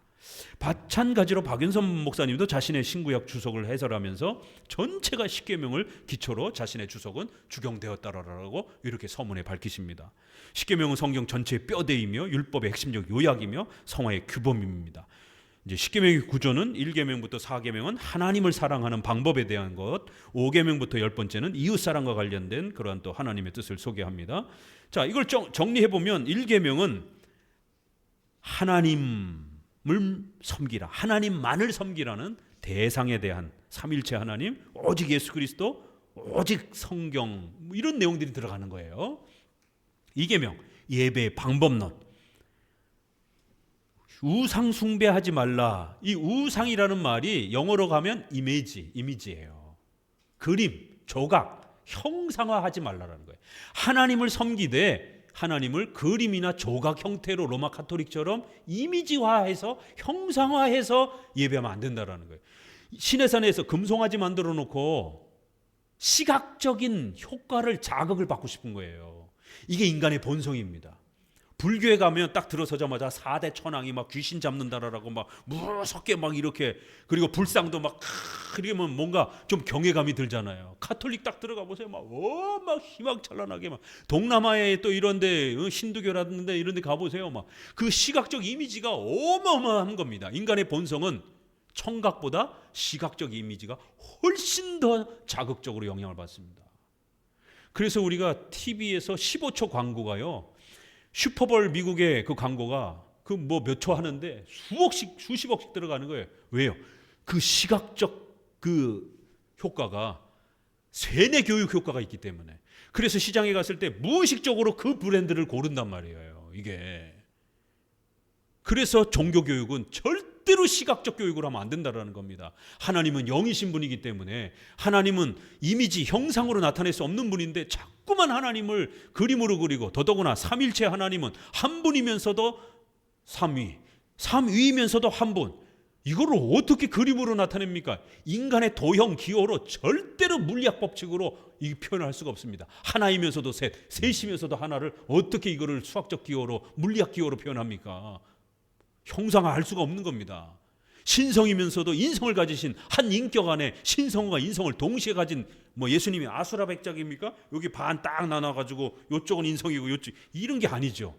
우리가 몸과 영혼이 일체로 되어 있잖아요. 여기까지는 영혼이 있고 여기서부터는 영혼이 없어요? 손톱에 영혼이 있을까요, 없을까요? 이게 쉬운 게 아닙니다. 자, 십계명 여러분 얼마나 훈련됐는가, 이제 제가 신학교에서 물을 때 그런 거예요. 기독론 가르치고 나서 또 인간론에서 몸과 영혼 이분설 가르치고 난 다음에, 자, 머리카락에 영혼이 있어요, 없어요? 매일 빠져서 버리잖아요. 손톱 깎아서 버리잖아요. 영혼 있어요, 없어요? 있어요? 그러면 자기 영혼을 맨날 그렇게 버려? 어떻게 대답할 거예요? 그러면 없어요. 그럼 좀비야? 교통사고로 팔다리 잘려나갔어요. 그러면 거기 영혼이 없어요. 그러면 좀비인가 뭐예요? 응? 그러면 영혼은 어디 있는 거예요? 그러면 여기 있어요, 여기 있어요. 그럼 여기 잘려나갈 때까지 괜찮은 거예요? 그런 게 아니란 말이에요. 전인격체란 말이에요. 전인, 그래서 그런 표현을 씁니다. 머리카락, 손톱에도 포함되어 있는 겁니다. 전체 아이가, 우리가 몸과 영혼이 뗄래야 뗄 수 없이 하나로 되어 있는 거예요. 그럼 목사님, 이거 손톱 깎아내면 영혼이 떨어져 나가는 건가요? 그런 수학적 얘기가 아니란 말이에요. 우리 몸 전체와 영혼이 뗄래야 뗄 수 없이 그렇게 결합되어 있는 겁니다. 느끼기에는 뇌가 의학적으로는 느끼지만 이 몸 전체에 그렇게 몸과 영혼이 하나로 결합되어 있는 것입니다. 이 세포적으로 영혼이 여기 붙어 있느냐 저기 붙어 있느냐 그런 개념으로 접근하는 게 아닙니다. 자, 이미지화 시키지 말라는 것, 하나님을 형상할 수 없다라는 것. 3계명 예배의 자세, 태도를 가르치는 겁니다. 그래서 예배 시간에도 졸지 마시고 늦지 마시고 이 하나님을 대하는 자세예요. 우리가 상사를 대할 때도 대통령을 대할 때도 늦게 가면 큰일 납니다. 하물며 만왕의 왕이신 신을 우리가 예배하고 뵙고 섬기러 가는데 늦지막히 오고 막 헐레벌떡 오고 그 예배 드리면서 막 헉대고 막 사도신경 하는데 전능하사 하나님 왜 이래버리면 이게 예배입니까 뭡니까 이게 경건성이 떨어지는 거예요. 그래서 우리가 성찬을 받을 때도 우리가 이렇게 앉아서 받고 그리고 또 때로는 나와서 받고 또 이럴 때도 터벅터벅 이렇게 한 손으로 주세요 이러면 안 되는 겁니다. 동양식 예절이 있기 때문에.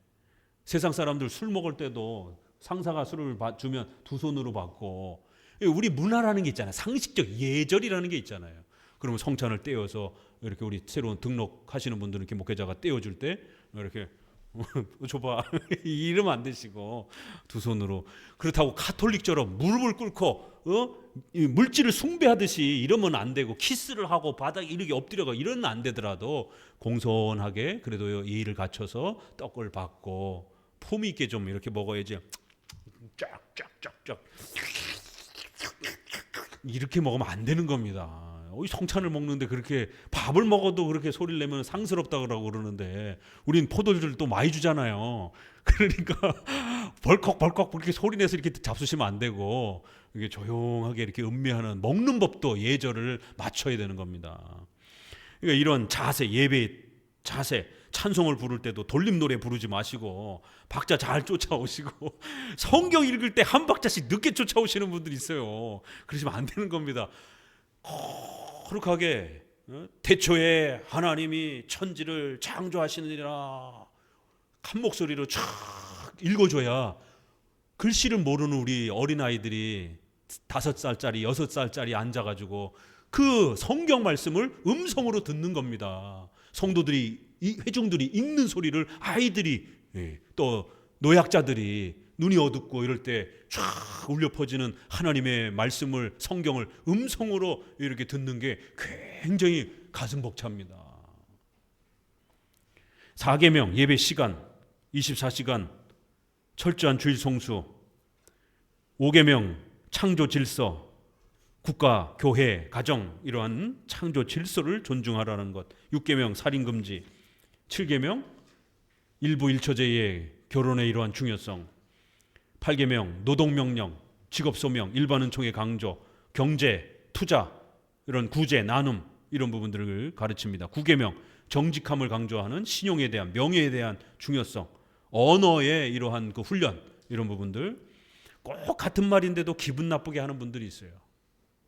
그럼 안 됩니다. 그러니까 훈련하셔야 돼요. 언어 습관을 길들이셔야 됩니다. 10계명 절제하는 것, 하나님이 주신 삶에 만족하는, 그리고 더 노력해서 비전을 세우고 꿈을 꾸고 이렇게 세워서 이렇게 장래의 계획을 세워서 미래의 비전을 세우고 노력하면서 이렇게 단계별로 올라가야지 대박 한탕주의 이렇게 가면 안 되는 겁니다. 그건 도박이에요. 그래서 절제하면서 계획을 세워서 단계별로 이렇게 하나님이 주신 만큼 성장해가는 그런 절제에 대한 탐욕에 대한 또 이런 부분들입니다. 자, 로마 카톨릭 10계명은 이제 형상들을 강조하기 위해서 10계명을 변형시켰습니다. 이들은 1계명과 3계명, 4계명에서 10계명 이렇게 7대 3으로 구별을 했어요. 2계명의 형상 숭배를 없애버리려고 이걸 1계명에다 붙여버린 거예요. 그러니까 그림 조각으로 하나님을 예수님을 그리지 말라 이 뜻은 이방신들을 조각으로 그리지 말라 이렇게 해석을 해버린 거예요. 1계명에 하나님만 섬겨라 의 부속 설명으로 형상화하지 말라라고 이렇게 이제 묶어버린 겁니다. 그러니까 첫 번째 계명은 하나님만을 섬기고 다른 종교의 신을 섬기면 안 된다라는 게 가장 큰 뜻이 돼버리는 거예요. 그래서 여기에 대한 반대는 다른 신을 섬기거나 다른 신의 형상을 만들거나 이게 잘못된 것이지, 하나님을 섬기면서 하나님을 형상하고 그림으로 그리는 건 괜찮다라는 거예요. 이렇게 바꿔버린 겁니다. 그래서 1, 2계명을 합쳐버려갖고 1계명으로 만들고, 그러면 계명이 부족하잖아요. 마지막 10번째를, 9번째는 소유물을 탐내지 말라, 10번째는 아내를 탐내지 말라, 이웃의 이 탐심을 2개로 쪼개가지고 10개를 만든 겁니다. 이렇게 가톨릭은 형상 숭배를 하려고 이렇게 계명까지 변경을 시켜버렸어요. 자, 율법의 적용과 율법의 3가지 용법. 이제 아까 말씀드린 것처럼 율법의 용도에는 3가지 용도가 있다고 했어요. 율법의 1용법. 1용법은 죄를 깨닫게 하여 예수님을 믿게 하는 신학적, 종교적 정죄 기능입니다. 같이 읽어봅니다. 갈라디아서 3장 24절. 이같이 율법이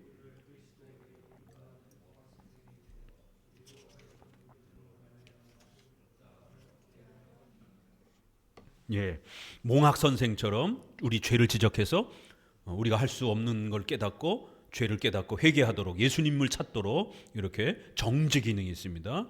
루터파는 이 회개 기능, 이신칭의를 강조하기 때문에 일용도를 지나치게 강조하는 거예요. 오늘날 경건주의라고 하는 이런 많은 분파들이 성경을 회개의 용도로만 많이 사용하잖아요. 이게 루터파 방식이에요. 윤리에 대한 부분을 잘 안 가르치는 거예요. 그러니까 우리 한국교회도 그렇고 윤리가 많이 부족한 겁니다. 그러니까 이 윤리에 대한 기준점을 못 잡으니까 자유주의가 윤리를 독점해버린 겁니다. 사회정의, 인권, 평등 이런 걸로 결국에는 기독교 윤리를 다 망가뜨려 버렸잖아요.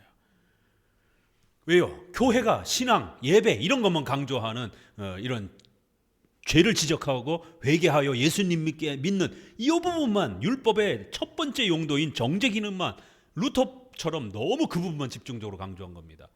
예수님을 믿고 난 다음에 어떻게 살아야 되는가에 대한 기독교인의 윤리, 생활에 대한 부분도 분명히 가르쳐야 되는데 이 부분을 놓쳐버린 겁니다. 그래서 칼빈이나 쯔빙글리 이 개혁파는 이 삼용법을 훨씬 더 많이 강조하는 겁니다.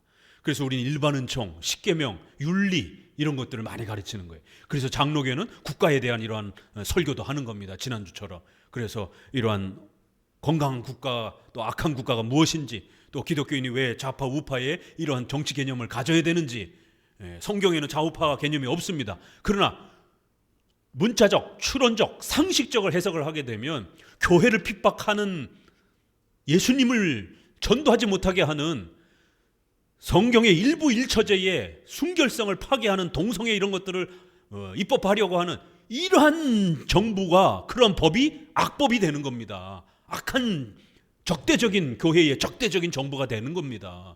그렇게 해석을 확장해 가게 되면, 그러면 현 자유민주주의의 이러한 체제 아래서 우파와 좌파라고 하는 정치적 이데올로기가 있을 때 주로 사회주의적인 그런 영향을 받는 좌파적 세계관을 갖는 분들이, 소위 진보적 이러한 세계관을 갖는 분들이 이번에 또 진보당에서, 통진당인가 아니 저기 어디에서 또 포괄적 차별금지법 입법도 했더라고요. 전도하지 못하게 하는, 교회가 이렇게 신앙의 자유성을 표현하는, 또 정치에 대해서 이렇게 국가 위정자에 대해서 목회자가 정치적 발언하고 쓴소리하는 거에 대해서 못하게 하는, 또 엊그제 대통령이 뭐라고 했습니까? 이단들 신천지 통일교 뭐 정치에 관련된 것 때문에 빌미 삼아가지고 교회가 국가에 간섭하는 모든 행위에 대해서 막아야 된다라고. 지금은 이단들을 타겟으로 삼고 있지만 그 다음은요, 교회도 해당이 되는 겁니다. 그 다음은 무시무시한 교회에 대한 적대적감을 이렇게 국가에 간섭하는 이 한마디만 해도 처벌받을, 종교 해산을 해야 된다라고 이렇게 이야기하잖아요. 교회 해산, 종교 해산 얘기가 나오잖아요. 지금 1단계는 이단이니까 뭐 이단 해체하는 거에 괜찮지, 이런 문제가 아니란 말이에요. 그 사람들 눈에는 이단하고 정통교회가 구분이 됩니까? 불신자들 눈에는 다 그냥 교회지. 교회 해산을 국가가 명령할 수 있어야 된다라고 지금 발언들이 나옵니다.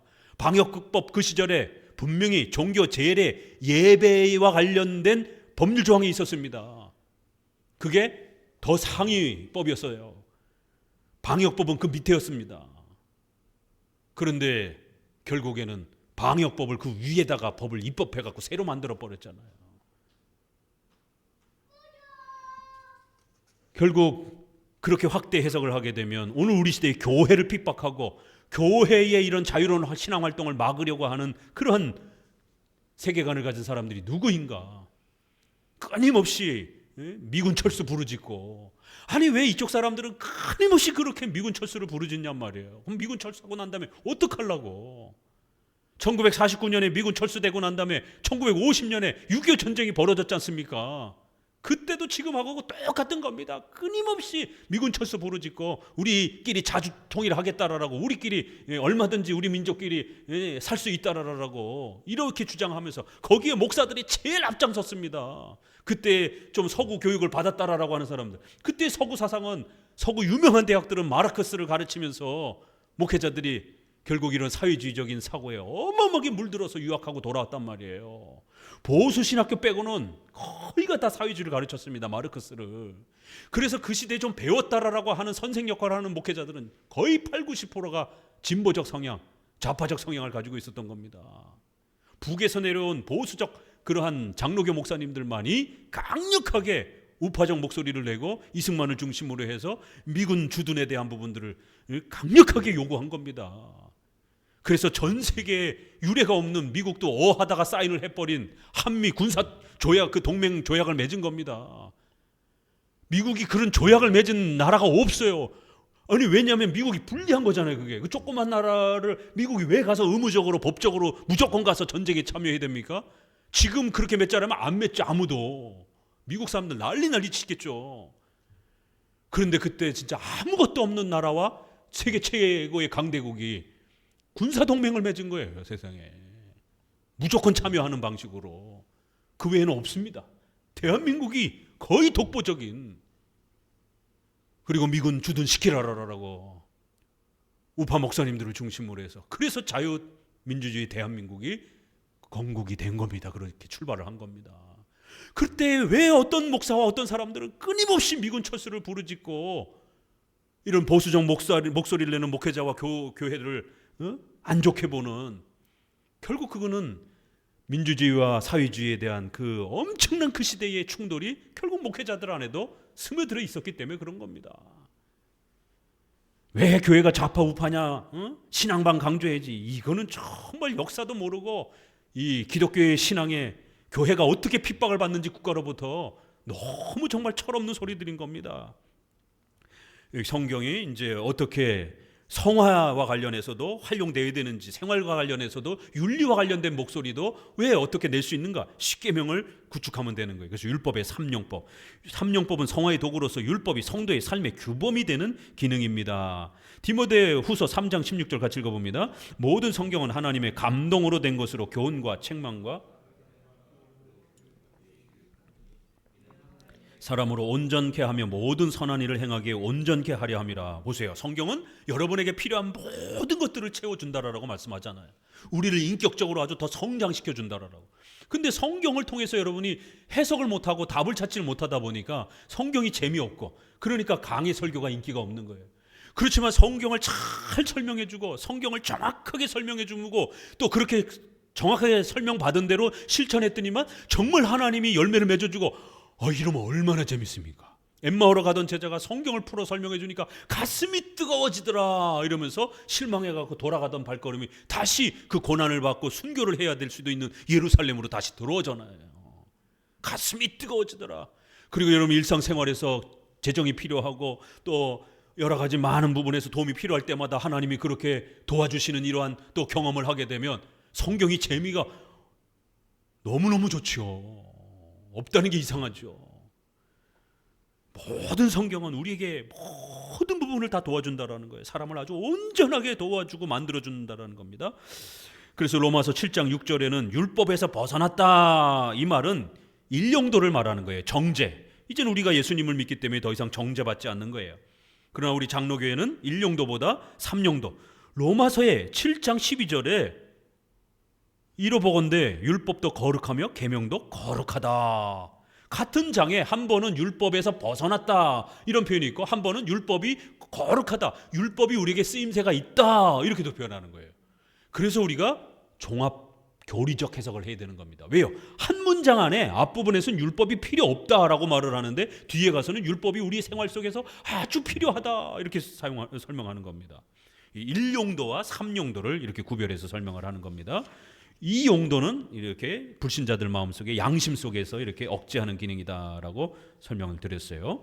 로마서 2장 12절에도 이런 이들은 그 양심이 증거가 되어서 그 생각들이 서로 책망한다. 이렇게 인간의 마음에 불신자들 안에도 살인하지 말라라는 최소한의 양심이 있어서 억제를 한다라는 겁니다. 자, 율법의 3용도에 대한 이제 이런 부분들이 우리 대우리 문답에 이렇게 쭉 설명이 됩니다. 십계명이란 도덕법, 하나님의 뜻이란 무엇입니까? 이 하나님의 뜻을 가르쳐주는 도덕법이 어디에 요약되어 있습니까? 바로 십계명에 요약되어 있습니다. 이 십계명은, 도덕법은 97문 중생한 사람들에게도, 신자들에게도 아주 특별한 효과가 있습니다. 바로 그들의 생활의 법칙으로 우리 의식주에서 하나님의 뜻을 찾는데 아주 유용합니다. 이렇게.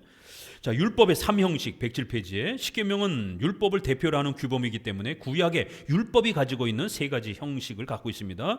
그래서 제사의식법, 정치사회법, 도덕법 이렇게 되어 있어요. 제사법, 정치 형벌법은 예수님이 오신다면 중단됐습니다. 그래서 반드시 중단된 것과 중단되지 않은 것을 잘 구별하면서 찾는 훈련을 해야 돼요. 자, 108페이지. 그래서 이걸 무시하고 외적인 형식을 따라하려고 하는 이런 율법주의, 로마 카톨릭 이런 형태의 제사장 흉내를 내고 구약 제사장 옷을 그대로 복장을 막 따라하는 이런 형태, 극단적 문자주의가 나타납니다. 로마 카톨릭은 십계명을 의식법적으로 적용하여 율법주의로 변질시켰고, 반대로 신비주의는 십계명을 없애가지고 성도들의 삶을 방탕하게 만들었습니다. 미신적으로 몰아갔습니다. 자유주의는 십계명을 제외시키고 오직 인간의 행복과 사랑의 초점, 윤리에 초점을 맞춰서 상황윤리학, 인본주의 윤리학을 발전시켰습니다. 이렇게. 그러나 우리는 성경의 십계명을 이해하고 깨닫고 실천하는 그런 성경신앙, 계시의존 신앙, 계시의존 묵상, 사색, 이런 성경을 적용하고 사랑하는 방식이라는 겁니다. 자, 의식법은 웨스트민스터 신앙고백에 이렇게 구약에는 있었는데 중단됐습니다. 폐기되었습니다. 정치법도 구약에는 범죄한 자들을 아주, 구약에는 이렇게 이제 샘플을 만들어가는 시대였기 때문에 더 엄격하게 그렇게 무섭게 처벌을 한 겁니다.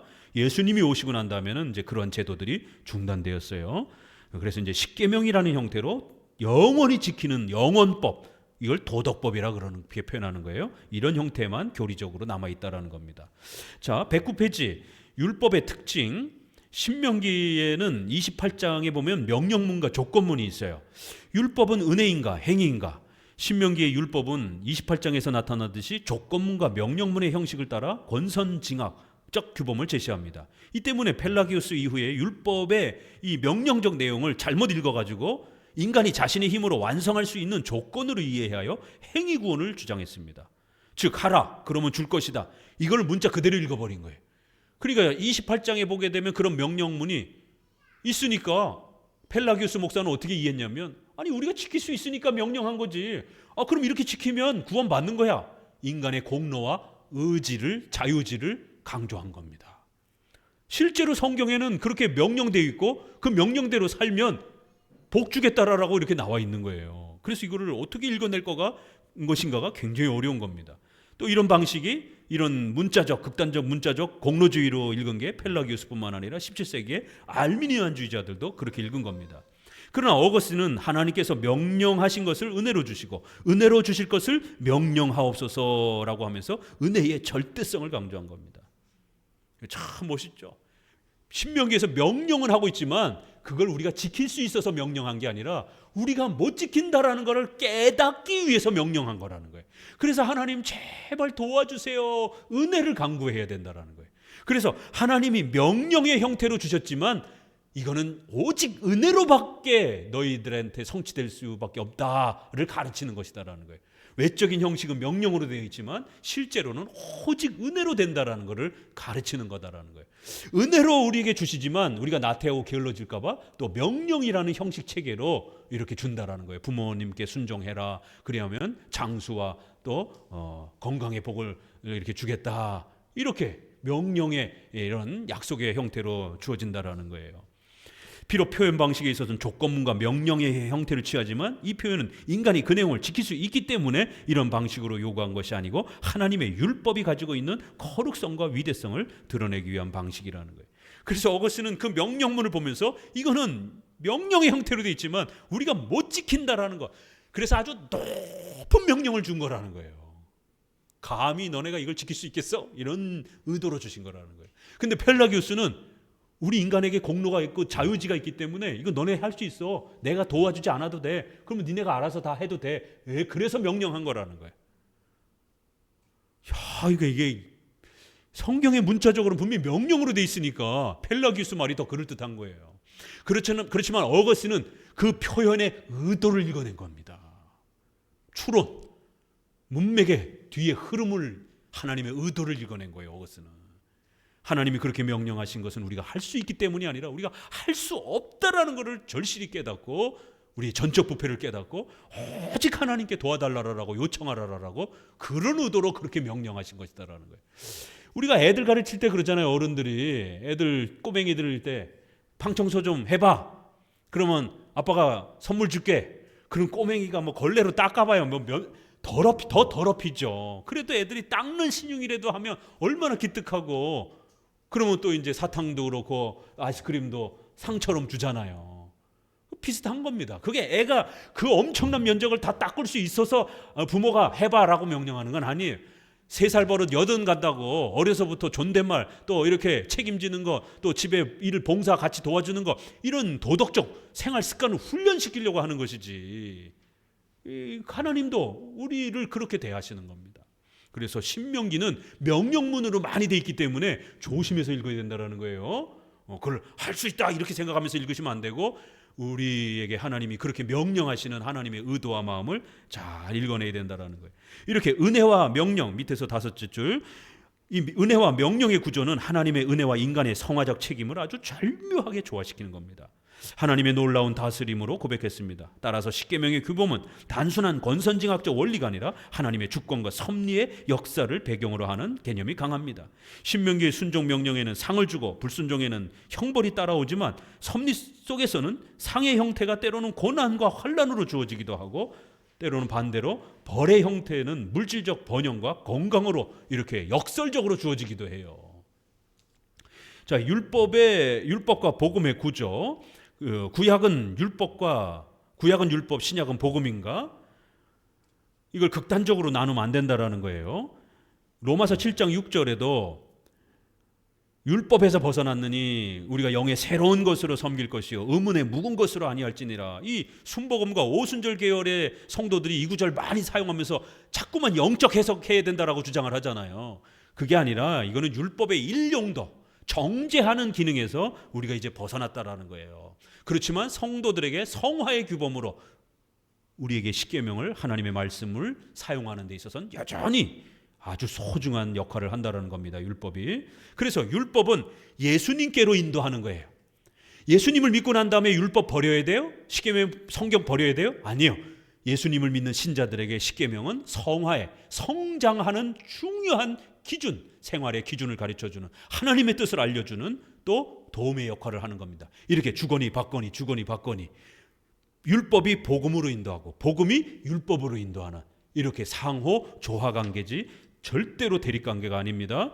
요즘에 대부분의 다 문제가 되는 신학들은 다 복음만 강조하는 거예요. 또 바리새인들, 가톨릭 이런 데들은 율법만, 구약만 강조하는 거고, 이렇게 둘 중에 하나예요. 유대인들은 또 구약만 강조하잖아요. 그러나 항상 율법과 복음은 조화관계라는 것을 기억하셔야 됩니다. 자, 십계명의 세부적 해석 원리, 이렇게 해서 십계명 구조에 대한 이해도 있어야 하지만 십계명의 표현과 본질적인 의도 등도 자세히 살펴야 됩니다. 십계명에는 이제 여러 가지 이 명령문, 또 부정문, 긍정문 이제 이런 부분들이 있기 때문에 이 부분을 충분히 잘 고려해야 됩니다. 우리 대우리 문답에는 이걸 해석하는 원칙을 8가지로 99문에 이렇게 소개해 놨어요. 이거를 줄여서 4가지로 제가 좀 더 줄여봤습니다. 111페이지 문자적 적용. 이게 앞부분에서 했던 얘기들을 다시 한번 정리해 드리는 거예요. 새로운 얘기는 아닙니다. 앞부분에서 계속 십계명을 어떻게 해석해야 되는지, 어떻게 적용해야 되는지 이렇게 충분히 실례를 들어서 많이 설명했죠. 또 웨스트민스터 3가지 해석 법칙도 얘기했고, 첫 번째 문자적 적용. OX로 적용하면 돼요. 성경에서 해라 그러면 하면 되는 겁니다. 하지 말라 그러면 하면 안 되는 거예요. 문자적으로 긍정과 부정에 대한 부분을 충실하게 따라가면 돼요. 두 번째, 종합적 적용. 이게 이제 추론적 해석하고도 비슷한 거예요. 십계명은 10개가 있으니까 하나만 생각하지 마시고 항상 여러분이 뭔가를 어떤 걸 결정하려고 하면 10계명 전부가 골고루 살펴져야 된다는 거예요. 하나만 지키다 보면 나머지가 안 지켜질 수도 있어요. 4계명 주일 성수는 되는데 8계명 월급이 너무 작아갖고 가족들이 굶어 죽을 수도 있어요. 이러면 그 직업을 선택하면 안 됩니다. 4계명도 지켜야 되지만 8계명 가족들이 어느 정도 먹고 살 수 있는 정도의 이 경제적 좀 보상이 또 돼야 되는 겁니다. 또 그렇다고 해서 당장만 또 편하면 노가다가 제일 돈 많이 벌죠. 그렇지만 먼 미래 10계명 내 늙었을 때 또 아이들을 키워가면서 10년 20년 뒤에 이 직업이 없어지지 않고 정말 더 훌륭하게 미래의 전망이 있는 그런 직종인가 비전을 세우고 계획을 세워야 될 것 아닙니까? 그래서 10번째 계명 미래에도 이렇게 우리가 노력하고 열심히 해서 탐욕은 아니지만 열심히 준비해서 내가 그 성과를 거둘 수 있는가 10번째 계명도 생각해 보셔야 되는 겁니다. 이렇게 10계명은 골고루 균형을 맞춰야지 어느 한쪽으로만 쏠리면 안 돼요. 그렇게 되면 꼭 탈이 납니다. 7계명 간음하지 말라. 부부지간에 이러한 그 사이가 돈독한 거 이것만 생각하면 안 돼요. 5계명 남편에게 가장으로서의 권위를 하나님이 남편에게 줬습니다. 질서가 있는 겁니다.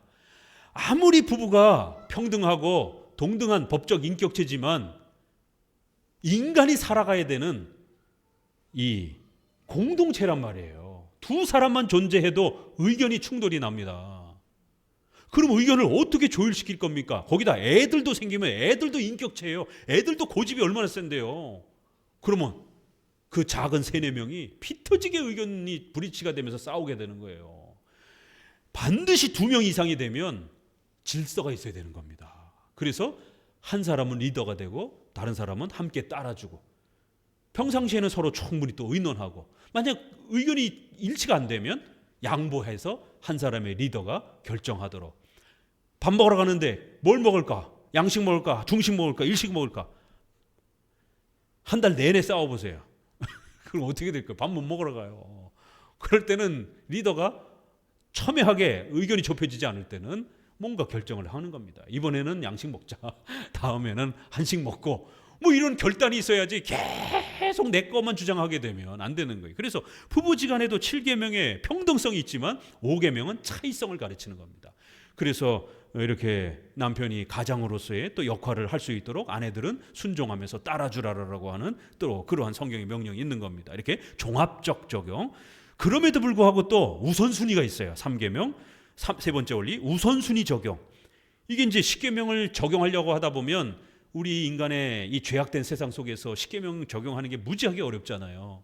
주일 성수하는 게 얼마나 어렵습니까? 그러면 부모가 못 가게 해요. 아이들 같은 경우 교회 못 가게 해요. 그러면 부모의 말에 대해 순종해야 됩니까? 10계명을 지켜야 됩니까? 그러면 10계명, 4계명을 지켜야 되는 거예요. 하나님을 사랑하는 것과 이웃 사랑하는 게 부딪혀요. 그럼 하나님 사랑하는 게 우선 먼저 와야 돼요. 나머지를 포기해야 돼요. 그러니까 포기가 안 되면 좋죠. 그러나 우리가 살다 보면 그렇지 못할 때가 많아요. 죄악 때문에.